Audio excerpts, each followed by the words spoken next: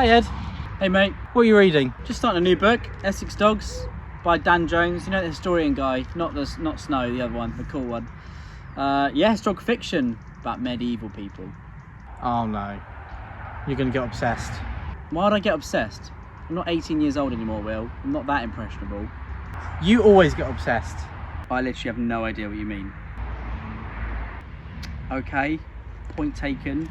But I mean, how can I not be obsessed? It's Dan Jones writing Essex Dogs, okay? It's England invading France in the 100-Year War. Edward the Black Prince is there, earning his spurs when he's 16, 1346. It ends with the Battle of Crecy, which is one of the most important battles of the 100-Year War. And we're basically following Saving Private Ryan, band of warriors of these men-at-arms in the English army as they storm their way through France. When you put it that way, I think I need to read this. Lucky for you, I've got a spare. Readers, Reviewers. countrymen. Oh my God! Welcome to the channel. We are the Brothers Gwynne. Today, myself, Ed, and my brother Will are going to be talking about Dan Jones, Essex Dogs, 1346. Be there or be square. Be there or be a dead Frenchman, we could say.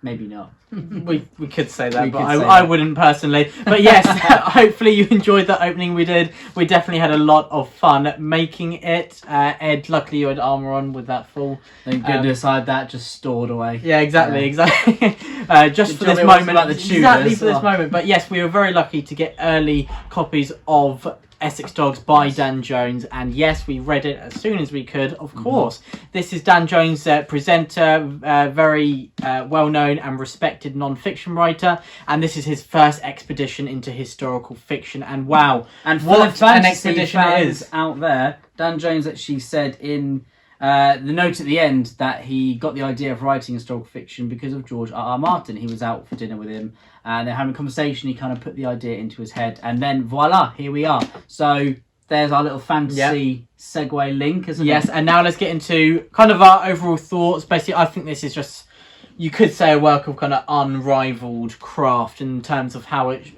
portrays the full image, the full picture of medieval warfare. I love it's not medieval, but I love Bernard Cornwell's Saxon Stories series. Technically, that is early medieval. Early It's the medieval new- now, yeah, yes, because it's it's the new Dark Ages, Dark early Ages, medieval. yeah. But yes, with the previous historical fiction series that I have read, I've really enjoyed a lot of them, but you can tell it's not the full image of warfare. You don't see the grueling marches, you don't see the baggage trains, you don't really see it from the ordinary person. You're often following a lord or a very influential figure. Yeah. But in this, we follow a small group of soldiers called the Essex Dogs. Hence the name. And yes, this is a small group who they are paid to cross the channel and be part of the English army as they journey into France, and the English king attempts to take over France, which was owned by them long ago. Yeah. Which he sees as his birthright. But these soldiers, they don't care too much in the grand scheme of things. The patriotism is basically stripped away. Other than amongst the nobility, they still have some patriotism. But most of the normal people are there to make a living, basically, so that they can work and fight for 40 days, and then after they can get a lot of booty and get paid for their service as well, and then live another year in England through that profit. They also got money as well, Will. Yeah, money as well. But yes, so let's get into what we think of Essex Dogs. Ed. Yeah, so Essex Dogs, this is 1346. This is near the beginning of the 100-Year War between England and France, and it's true. awesome. It's all about King Edward and the Black Prince and the English army marauding their way through France. And as Will said, it doesn't let up with the kind of brutalities and honesty of war, which, you know, you can tell Dan Jones is a historian. He's really read the sources here, and he's picked out the most intriguing parts and really fleshed out other parts. And it is a really exciting, exhilarating book. It essentially starts off with the storming of the beaches of Omaha Beach, really, and it is a scene very similar to that of Saving Private Ryan. And then it also feels a little bit like Saving Private Ryan. I was the gonna fact say, that you're following a small group of soldiers as they're, you know, going into enemy territory and across this landscape of France, which is really, really interesting. I absolutely love it. And you know, as a medieval enthusiast, I'm always going to read these books because I love historical fiction and I love that medieval aspect. And I haven't enjoyed a medieval book so much since I read Christian Cameron's series. starting with The Ill-Made Knight. So I think, Dan Jones here has done an absolutely fantastic job. He's got all those historical details that, if you're really nerdy about it, you will love. But he's also got real people that he's written about here, as well as he's got made-up people that he's crafted, and they feel so authentic and real, don't they? And, I really got behind these characters. There's a small group of them, and they all have their flaws. They all have their distinct personalities. And it doesn't feel like this is the first time Dan Jones has written fiction at all. Just adding to what you were saying, Dan Jones brings his extensive knowledge of the historical period to play expertly, I'd say. With someone with such a grasp on the era as he has, I think it would be very easy to overwhelm the reader with all these historical details. But I think he crafts that perfect balance of immersion, adding details, really getting us into the mindset of the people of this time, but also allowing it to be a smooth, engaging read as well. I think it's all about that balance in writing, especially for historical fiction, and Dan Jones does a great job. Yeah. And as you were saying, Ed, you really get behind this central cast. I mean, here we have some terrible people in this book. There's the aristocracy, who are often, to say the least, entitled, but we are shown the chasm between the different classes of this army. Yeah. And we have a lot of people basically amoral. They just want to do what benefits them the most. We've got a lot of immoral people as well who just think that they are number one. But at the heart of it, we have the Essex dogs, and that makes it not just a dreary, bleak read, because they care about each other. While some people are fighting for money, some for revenge, some for duty, they are fighting for money, but at the heart of it is they just want to make sure that each other survive. They are looking after each other. They are a band of brothers, as we're saying, that parallel to World War II, a band of brothers. I've really enjoyed those kind of parallels throughout this, which are little nods that Dan Jones, I think, makes. Just to add, this is being released on September the 15th, so get your copy. Do it now.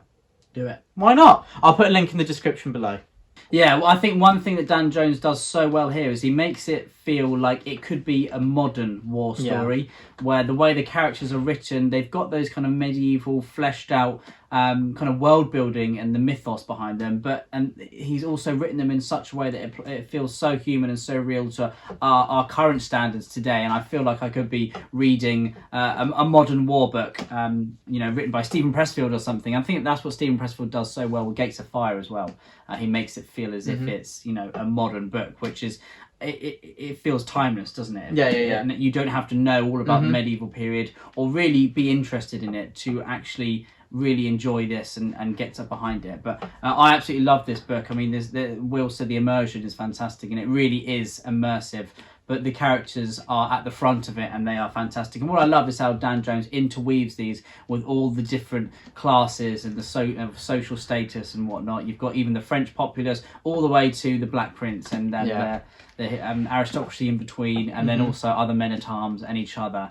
And it is so much fun. It's so exciting. And if you hear it, it's a story of a group of men and an army walking through France, basically burning a few things on the way. It's not like that at all. Dan Jones carves some insane scenarios and scenes out of just a little snippet of history, where at the beginning of each chapter Dan Jones actually has a quote from the sources. So you might have the chronicles of Jean Froissart and other people like that, and then kind of the whole chapter is kind of making kind of explaining that. Yeah, exactly. Kind of a counter argument against that kind of very romantic way of writing about war. If you've read Joe Abercrombie's The Heroes, the Letters of Gorst really remind me of these medieval writings, and then when you see the reality chapter presented, is all about a counter argument against that. So I really love that. I really enjoyed it, and I think it's a fantastic book. I love the cover. Broken Binding have done such a great job with the special edition, and I think honestly that Dan Jones is probably coming to the crown of historical fiction. I can't wait to see to read the next two installments of this, because it will be a trilogy, which is just so exciting. Yeah, so this is a silky smooth read. I mean, the prose is stripped back, so it's very impactful, and it's quite raw, but it doesn't feel jarring at all. It's got that raw aspect to it where it feels like it's just these characters having a chat with each other and living through these times, but also it's got there are little flourishes of beautiful writing as well, which really create a vivid picture. As I said earlier, it's all about the grueling marches and the wider aspect of warfare that we rarely see, but there's so many twists and turns that are added to really keep you engaged and make this an enjoyable read. And overall, I'd say, yeah, this is one of the greatest historical fiction books I've ever read. I mean, I had very high hopes going into this, and it really hit the pinnacle. I've really enjoyed Essex Dogs. Great characters, compelling characters, a great plot, really interesting period. I think Dan Jones just weaves it all together brilliantly. I think you said a really nice line in your review, like weaves the tapestry, all the elements into a great story. That does sound like me. I just pilfered that. But yes, so Essex Dogs. Ed, I think, is that our review?